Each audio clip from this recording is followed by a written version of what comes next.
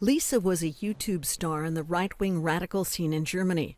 For months, she publicly shamed Muslims, immigrants, and the government. Our homeland is being taken. Uncontrolled mass immigration has been dividing our country since 2015. Her social media posts reached hundreds of thousands of people. It's all about stirring up fear and using it to manipulate people so far that in the end they'll believe anything and are willing to do anything. In the meantime, Lisa has left the right-wing scene. We've omitted her last name for her own protection. Lisa now gets death threats from former comrades, but she's still willing to talk openly about how extremists use social media to pull young people over to their side. The first steps are harmless. Right-wing radicals present their vision of a better world on platforms like Instagram. These days, you rarely see radicals sporting shaved heads, bomber jackets, and army boots on their social media channels.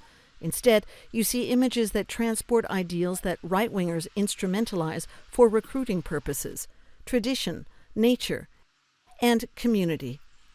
At first, this may seem apolitical and not at all problematic. In this instance, social media feeds the flames when it comes to the process of radicalizing. This is because at first the posts seem innocent and don't come across as threatening in any way. That's the biggest problem. We can't brand these posts as being extremist because these opinions can't immediately be traced to extreme right-wing worldviews. Insta posts and YouTube videos reach the masses. They unlock a right-wing narrative that leads to hatred of foreigners and nationalism. Their goal is to lower the hurdle recruits must overcome to sympathize with right-wing ideology.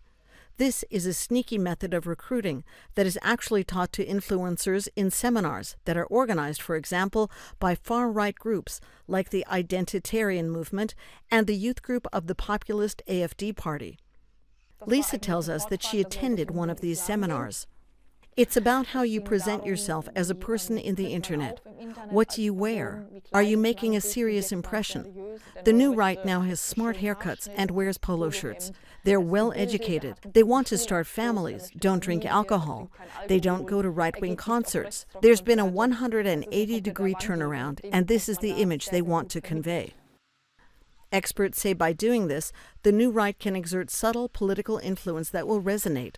Through algorithms and echo chambers, this ideology will take off in social media. And even now, there's still no real way to nip this in the bud online.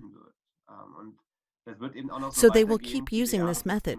It will take many years for binding regulations to be put in place in Europe and across the world.